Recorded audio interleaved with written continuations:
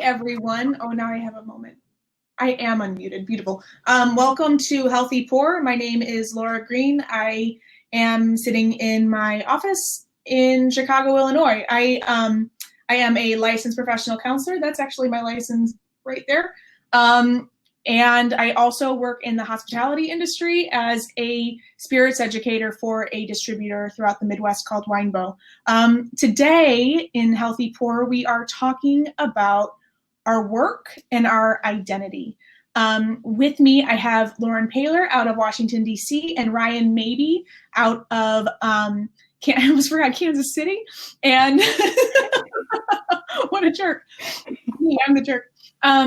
So today we are going to be talking to industry professionals about these issues. Up until now, we've had a lot of conversations with other clinicians and other mental health professionals, but today, especially when it comes to work and identity, I wanted to get a little bit of a perspective from hospitality veterans and people who are very much in the thick of what the rest of us are as well, and have a healthy dialogue around that.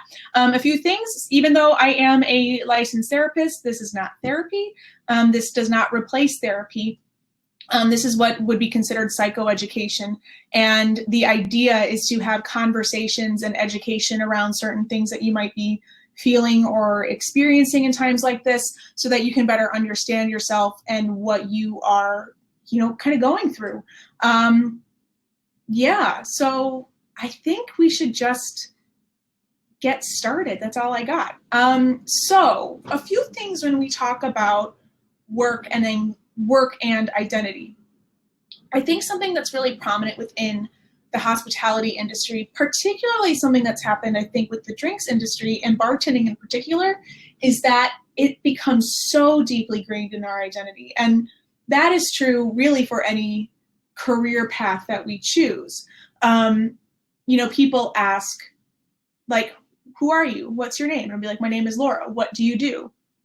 That's usually the second question. So when we start to categorize people in our minds as we meet them, and sort of create these like pictures of who these people are, so often our career choice and how we define ourselves within that career really determines how other people see us, and also determine how we see ourselves. So we have this multi-thing going on, that it's a self-identity understanding, but also a social identity understanding, that exchange that happens there.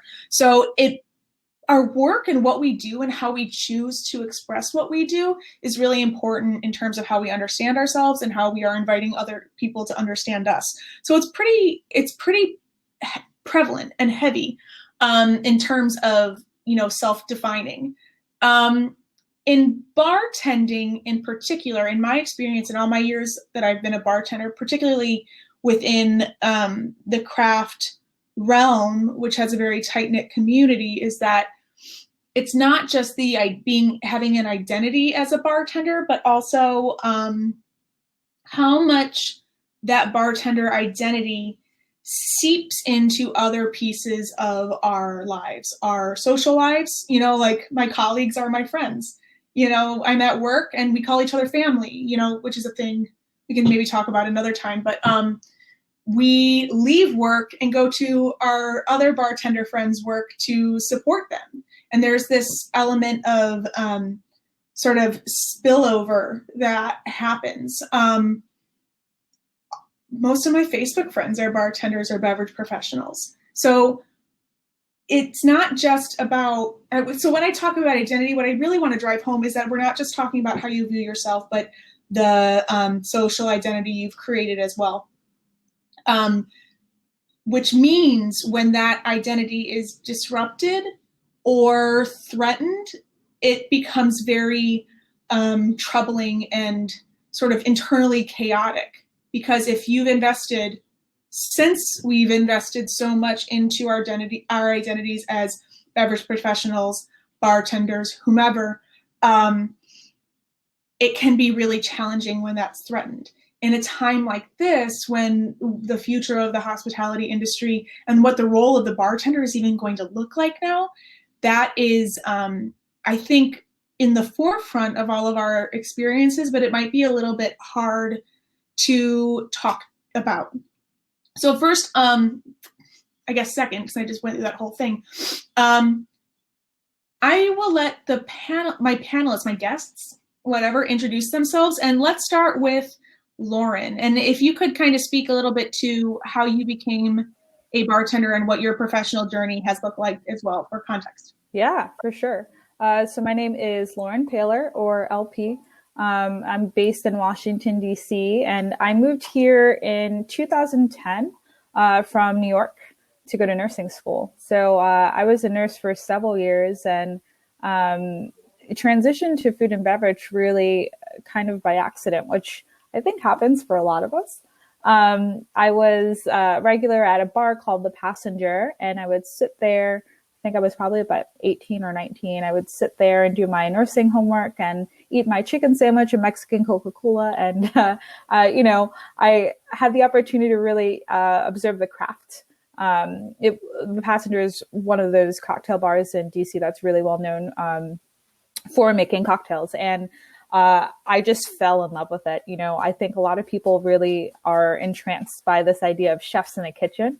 And for me, it was bartending. And, I sat there and they took their time and taught me all of the skills, stirring, shaking, straining, all of that. And, I one day went up to them and I was like, I want to do this. I cold turkey quit my nursing job, became a bartender, and, learned everything I could possibly learn about the craft. So served and bar backed and did everything I could do to be as versatile as possible. And what I found is that there were a lot of similarities with nursing that actually helped me to be a better hospitality individual, which is pretty amazing. And it's proven to actually be a lot more relevant.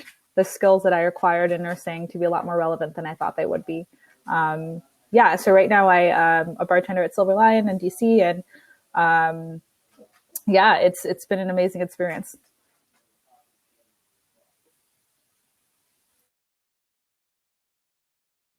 Awesome. And what I was so excited about you and your story in terms of talking about work and identity is the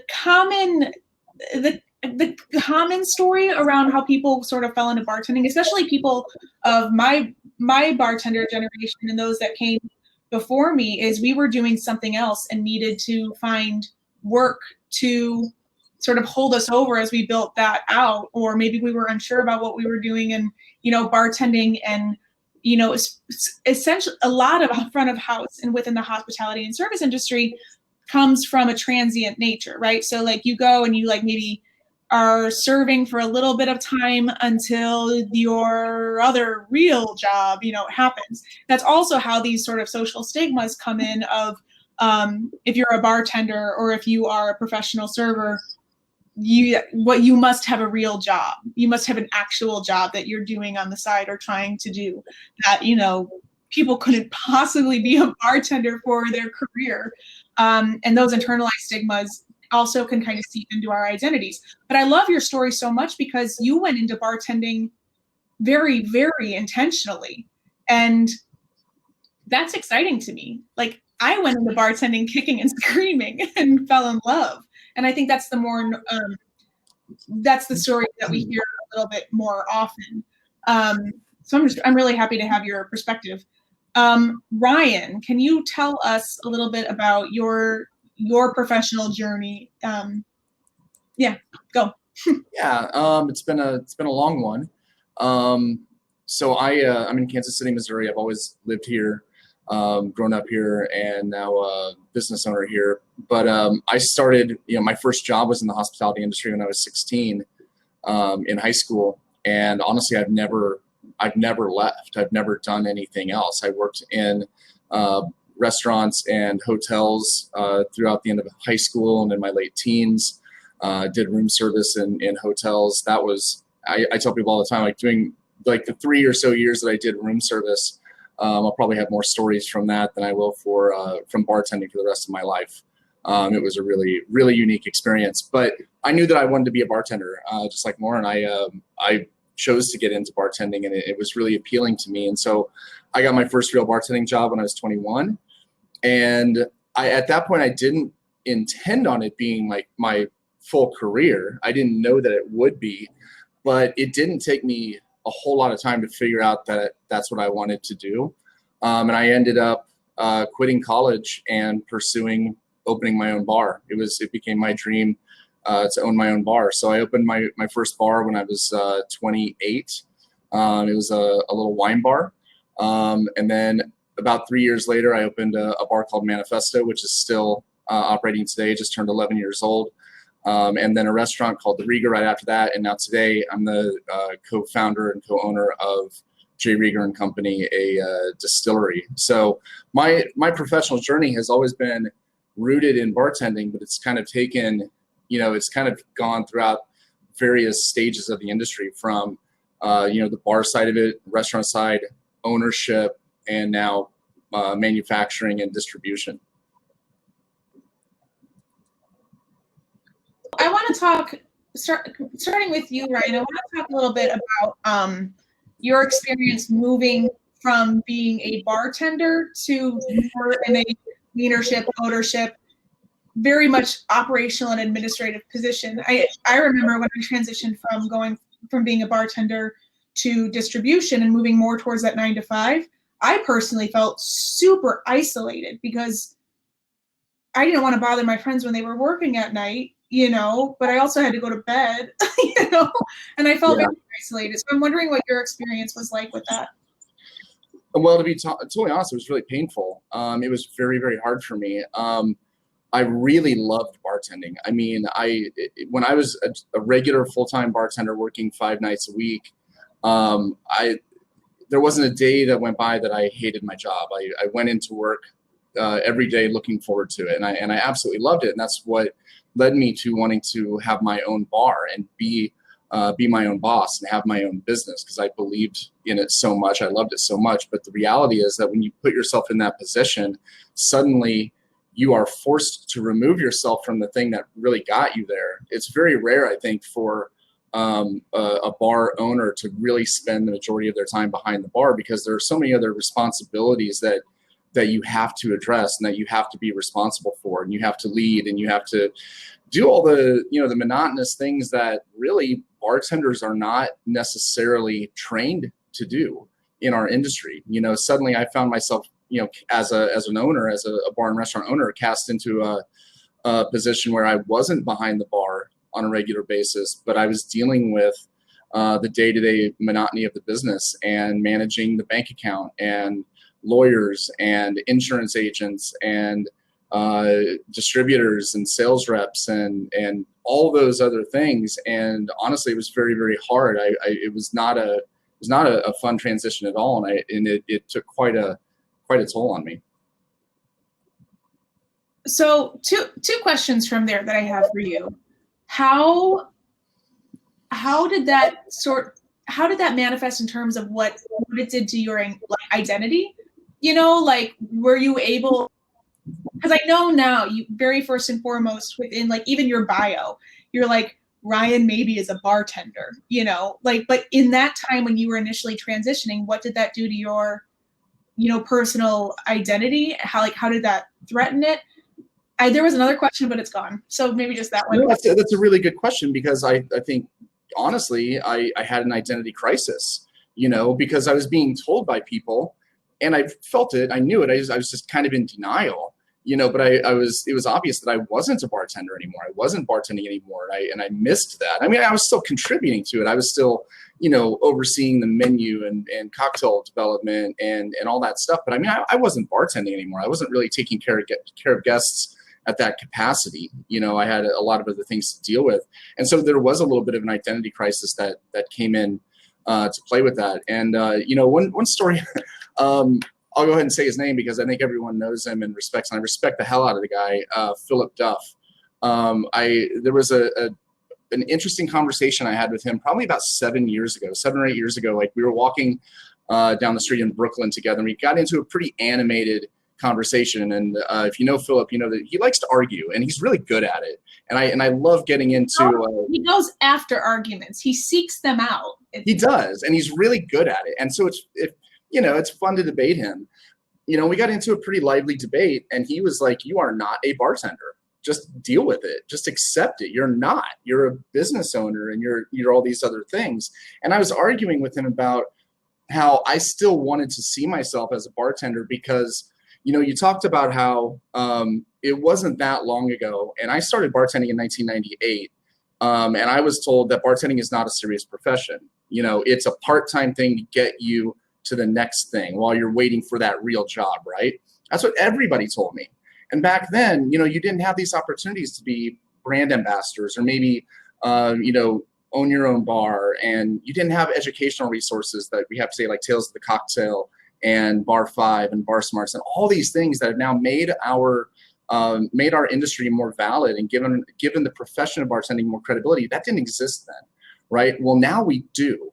And if those of us that make that transition from being a full-time professional bartender and then they go on to the next level, but then abandon their roots and say, well, I'm not a bartender anymore, what does that teach the new up-and-coming generation of bartenders? I want to inspire them.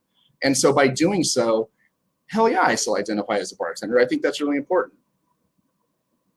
I really like that. It's because that's something that by the time, I mean, we talked about burnout a few weeks ago, but by the time I transitioned from bartending into distribution, I was just so burned out. And I think the trouble when we are actively burning ourselves out as bartenders and not really being provided or celebrating what bartending really is, when we move away from it, there's even though we love it, there's a little bit of disdain that's like left over. And I see that a lot. Like I feel that in myself too, often.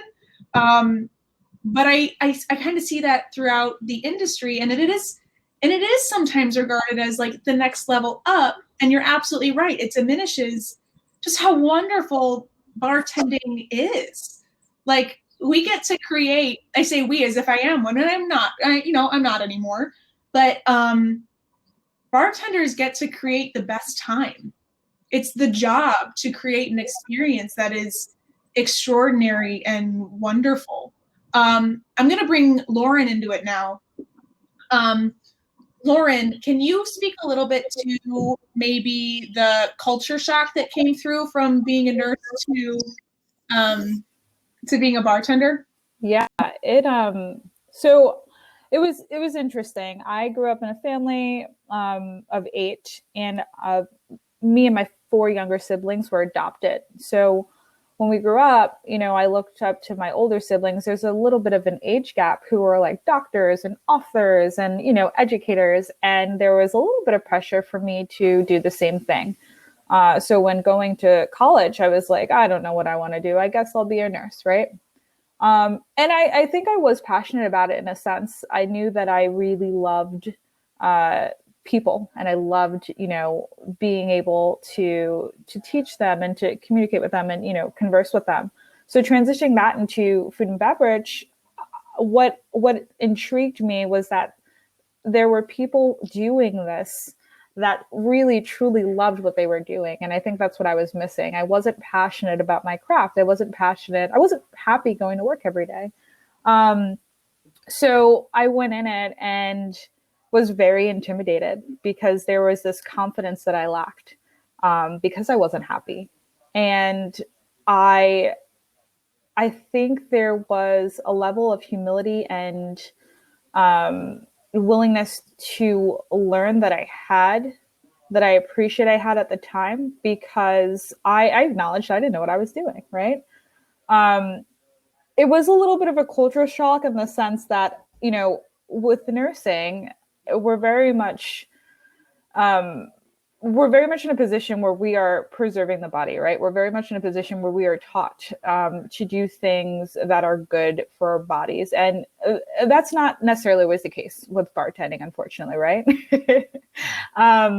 So I think transitioning into what the lifestyle is, and I don't just mean the imbibing, I just mean, the long shifts. Yes, nursing is a long shift, but in some ways, bartending is a lot more straining on the body. And adapting and learning how those body mechanics I utilized in nursing and how they could be then taken from nursing and placed into what I did on a daily basis with bartending was so important. Additionally, I think, to your point, Laura, what you were saying earlier is, as a bartender, you get off your shift and you go and you support your other bartenders. You don't do that as a nurse. You go home, that's it. Your shift is over. I'm going to sleep, right? And so I think that aspect of it was really cool. There was this very strong community that was present. And again, I think that made the passion and the industry in its entirety that much more intriguing for me. Fast forward to present day, I think the decision I made to transition was probably the best one I made. And it wasn't the easiest one. But I think at that point, I decided I am going to do this as a career. This is going to be what I do for the rest of my life, not knowing what the end all be all would be. Very happy I did it. And it's proven to be a very rewarding and amazing journey.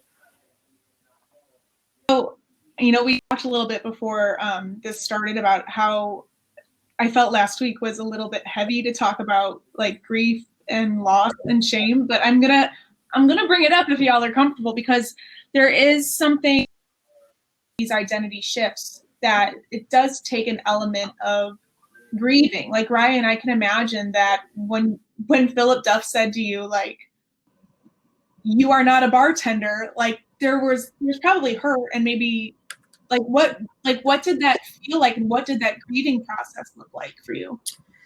It was, I would say, yeah, you could define it as a little bit of a grieving process. And it wasn't just that example with Philip is really fun to talk about, just because, it was a lively and engaging conversation that I'll never forget. And that I actually, I remember it all these years later because it was meaningful, and it did cause me to take a harder look at what I was doing and where I was going and what I was becoming. So, but he wasn't the only one. I mean, there were other situations that were similar. And what I ended up needing, in becoming a business owner, I'll tell you one more thing that one of my investors said to me. One of my early investors said to me when we were getting ready to open the Rieger about 10 years ago, he said, your number one objective should be to make yourself obsolete within your business. And I was like, absolutely not. You're out of your mind. You have no idea what you're talking about. I mean, this is my bar, my restaurant. I'm not going to be obsolete. But that was the bartender in me talking and not being able to see the. Now, he was right, and I completely disagreed with him at the time. But what he meant by that was I needed to transform into a leader that would allow other people to step up and be the face and allow the business and the bar to run and thrive in my absence if I were, for some reason, either hurt, killed, wasn't able to be there, whatever. Or then in the future, if I wanted to then do more, I never at that point foresaw doing a distillery, but it would, by taking that mentality and making myself obsolete within the business, then it allowed me to grow and do more things and diversify, if that makes sense. Question for both of you. Lauren, you had mentioned sort of taking some of your nursing skills that you had gathered and learned in your experience and applying them, not like physically, certainly, but I'm sure there were other ways that you were able to apply them to a career in bartending. Yeah, I guess start with Lauren. I'm curious about how you bridged that and how you were able to, because I think that there is an element of, like, when people shift careers, it seems very chaotic, right? It seems very like, I'm giving up on this and I'm going to go do this. Or, I studied theater in undergrad, and I had a classmate say to me, like, well, not all of us could cut it. And I'm like, me deciding I don't want to be doing this, or I, sort of lived through that already and I don't want to anymore. That's not that I couldn't cut it. But it's hard to not internalize those things. You know what I'm saying? So I'm kind of curious about what that experience was and how you bridged that, or even avoided it, or if you did experience that. Yeah. So I think there were a lot of things that I acquired from nursing that I didn't even realize I was utilizing throughout my bartending career initially. I think when I took a moment to like step back and acknowledge it, it became evident. But I mean, look at things like deductive reasoning. That's a prime example right there. Like we use that as, you know, clinicians all the time. And it's basically taking a statement like, you know, all men are mortal. Socrates is a man. Therefore, Socrates is mortal, right? So you take that with like making a cocktail and it's like, okay, you know, this cocktail has this concept does this, then this makes sense, which was amazing. And that honestly helped me a lot because you think about that initial transition and there are a lot of cocktails to learn. There are a lot of ingredients, you know, to become accustomed to the history of spirits, you know, and taking that definitely helped. Additionally, you know, I touched briefly on this before, but stuff like body mechanics were really helpful. You know, I think about how many times you bend down and instead of using your legs to pick something up off the floor, you use your back. You know, while that's the easier way to do it, you know, over time we're causing a bigger strain on our bodies than we should. I will say I worked very hard, and I know I did because I told myself, if you're going to do this, there was a lot of pressure. My parents did not approve of the transition at all. So there was a lot of pressure to really ensure that this was a decision I want and that I was going to be successful.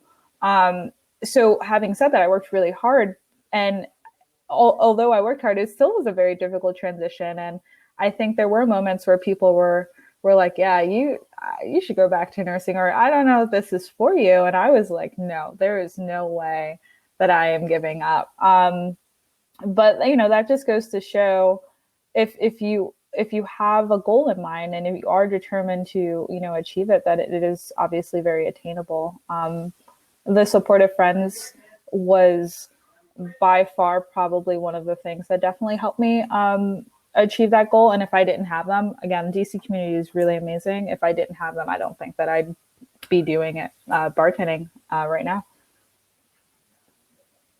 I think it's also when you mentioned your parents, this is such a cliche thing for the therapist to be like, your parents, you know, but we are very ingrained, and our parental approval is very, very ingrained in our decision-making processes. And this is like a foundational like puzzle piece thing that is built around, we are dependent on them to be fed, housed, all this stuff for all of these years. So it's very ingrained. And so when we don't necessarily have that parental approval, or not even approval, just maybe they're not quite getting it. I know that when I graduated with my master's and then took a job with a distributor, my parents were like, what?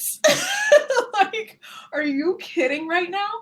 And I know they didn't mean for that to be painful, but it was, you know, and then I would have to I felt like I had to justify it and everything. So that I think plays a lot into part of our identity, because we don't have just one identity, right? Like, I'm not just like Laura therapist lady. I'm Laura therapist lady, daughter, cat mom, friend, you know. We have all of these, we have all of these different roles and identities in our lives, and it's really hard when those aren't necessarily coming together. Can you speak a little bit to the process of like how your parents started, or if they have or haven't coming around, or how you've like reconciled that, if you're comfortable? Yeah. So interestingly enough, I think the initial disapproval was really just because of lack of understanding.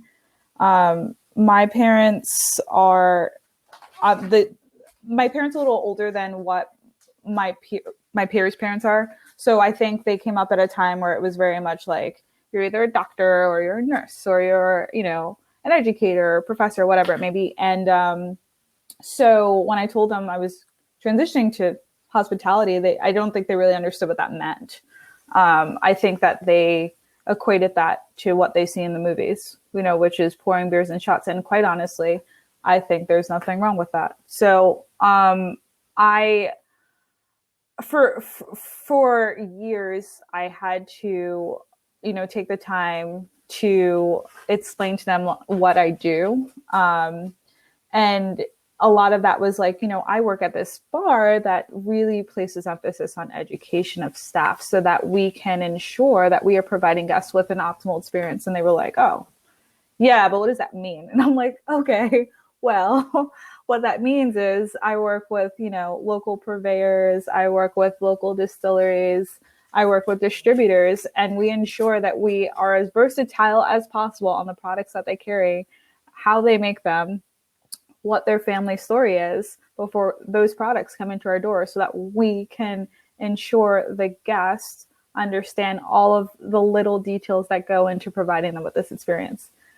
And, the fast forwarding now, it's interesting. I look at what I'm doing and, I get to do amazing panels like this. And for some reason, for them, that equates to success. It's almost like this is like a piece of paper, like a degree that's hanging on my wall. And they're like, oh, yeah, she's doing so well. She's doing great. And it is fine, only because I understand that they understand now, It's kind of like when I graduated from nursing school and got my diploma, this equates to that. And it's interesting how that is like the way that they process that information, Yeah. And I'll even with the piece of paper and the graduate, like all of that stuff, a lot of what you said really resonated with me. And I guess is in this episode of Healthy Poor, I've self-disclosed a little bit more than others, but like, it was a struggle for me to have gone to school for all of that time to be a counselor. And then the decision to not be a practicing therapist was something that 100% threatened my identity. And I had this moment of like, who am I? What am I doing? What even is all of this? I think something that was helpful, and Lauren, you have, I think, certainly done this. And Ryan, you've done it in different ways, and I want you to talk about that in a second. But being able to tie what I had identified as at one point into what I identify as now was really an effective move for me to kind of have a through line for myself. If we externalize our identity into a profession, we're sort of, I think, denying ourselves our identity of person, and all those other parts of ourselves that we can, deeply identify within. So creating a through line and creating like a narrative story. I saw DJ was on here, but creating a narrative story of like, this is how I connected, my career in music into bartending and now into counseling, now into this like weird combination of these things. It helped me to cope with those transitions. Ryan, we talked a little bit yesterday, the day before, I don't know what day it is. Who even knows? About what you did in your day-to-day to cope with the transition from, and I think this is important for the folks who are watching right now, because like what I'm saying is listen up, because as the bartender's role in the next few months and maybe potentially years changes from being a very hospitality-based position, something that we all very much thrive off of, providing hospitality, into a more regimented, almost cashier type situation of like, here's your cocktail to go. You don't have that banter or back and forth. That's something I'm a little concerned about people experiencing. Ryan, I want you to speak a little bit to how you mitigated those feelings in the transition from going from all the time hospitality to a more administrative function, like not robotic, but like I know what you're getting at, and I think the conversation you're talking about is, when I was in that position of becoming a responsible entrepreneur, becoming a business owner, and not spending time behind the bar. And I was following the advice of my investor to make myself obsolete and do all these things. I mean, you are forced into taking a certain level of responsibility and taking on tasks that bartenders just simply are not trained for. And you have to learn those traits. You have to learn those skills and processes.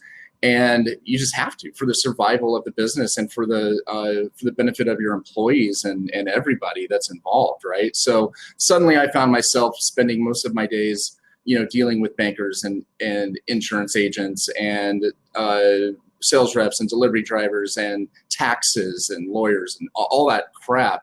Landlords, talk about taking up a lot of your time. That's not fun, is dealing with a landlord.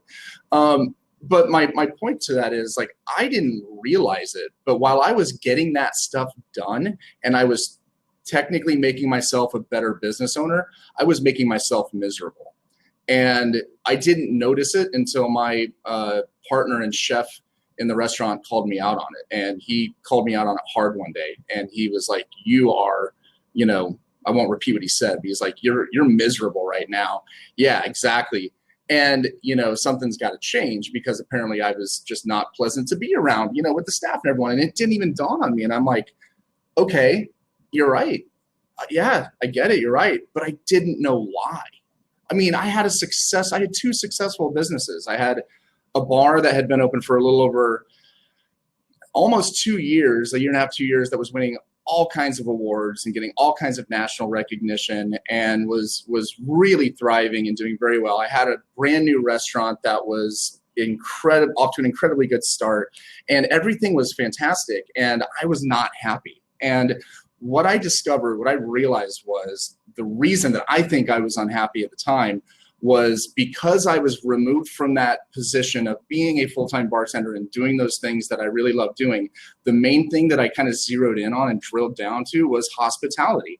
And it was providing hospitality for my guests. That, I think, the best bartenders, the best, most successful long-term professional bartenders have a built-in need to provide hospitality for others. It makes them feel good. It's like a drug.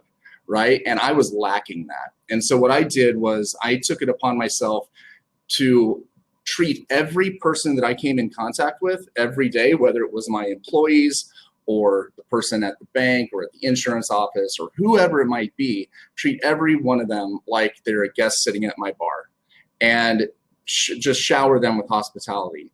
And it kind of turned things around for me, and it helped me feel better, which in turn made everyone else feel better, which in turn had a really positive impact on the business. And it kind of got me out of my funk. And it helped me realize, like, while being a professional bartender may or may not, prepare you for certain things down the road if you want to make that shift, there are certain skills and traits that you definitely have that can absolutely benefit you in other roles.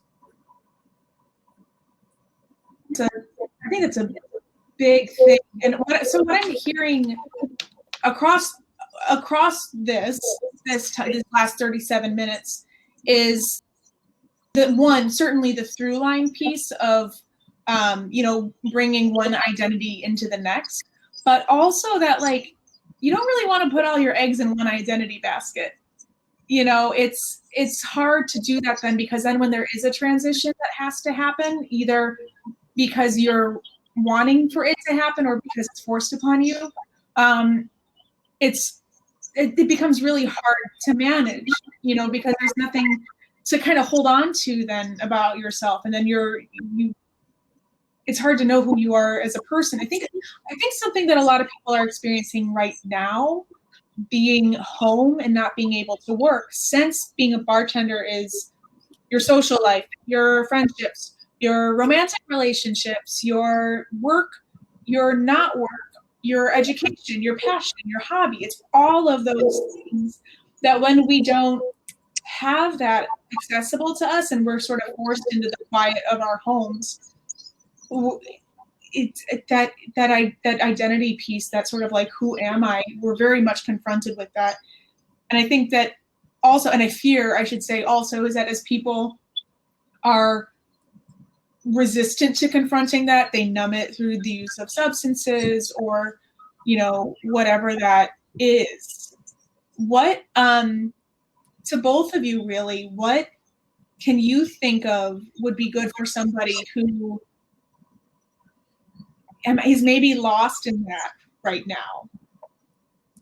Like, I'm thinking first and foremost, starting to, like, maybe even just say out loud some things that you identify as, like daughter, or sister or friend, and maybe lean into some of those other identities and spread yourself into those pieces a little bit more. But what else can you think about?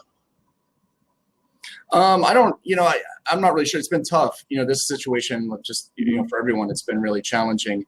And what I was doing, prior to the lockdown and everything that's happened, I was traveling more than I ever have before, repping the brand out on the streets, working with reps around the country and distributors around the country, working with bartenders around the country, getting to do sponsored happy hours, getting behind the bar, making drinks, doing all that stuff. Now all of a sudden I'm at home, and I'm at home for like indefinitely, and everything is canceled.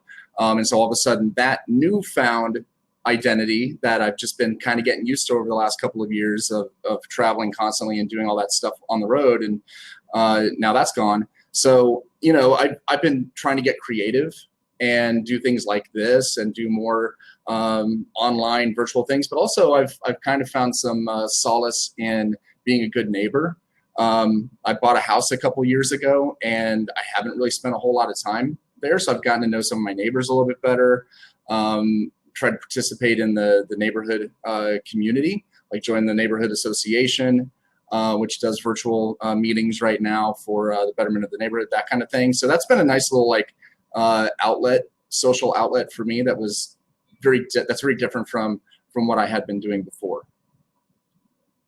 Comment on that being home thing. It's very strange. And I didn't realize until just about 2 weeks ago that I've lived here for over a year, and I didn't know what light switches did what definitively. Like, I did that thing that I hit all of them until I got what I wanted.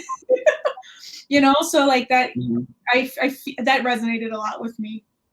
Lauren, is there anything that you want to add to that? Yeah, so similarly, I was traveling a lot, and I had a lot of trips planned. And I think what I realized is when I had the opportunity to kind of self-reflect that I spent a lot more time taking care of everyone else except for myself. So I actually took this time to relearn the things I loved to do, and to take advantage of the opportunities I wanted to take care of. And some of that does come with taking care of other people, but I think reprioritizing the way that happens because of the changes was important, right? Taking advantage of panels like this, and being able to teach classes, prioritizing, working out, and then taking care of, my partner and my dog. So stuff like that. And it's been a really interesting journey. And I know it's only been about 2-3 months for everyone, but it's kind of crazy when you take the time to self-reflect the opportunity that you have to make, minimal or huge change. Totally. I'm so happy to have you both on here. That's really, really insightful stuff that I hadn't really thought about. I sometimes always go to, where do I need to help? Where's the problem? Where can I fix it? Where's the problem? Where can I fix it? And you both provided some really wonderful levity in that. We have just a few minutes. Does anyone who's tuning in have any questions for any of us? Or anything that you want addressed before we dip out of this joint into our own joints? I'll give it a few seconds.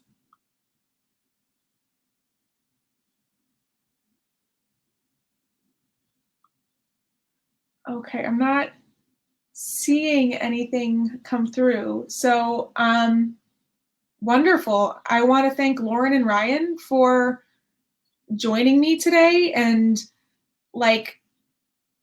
bearing your souls a little bit.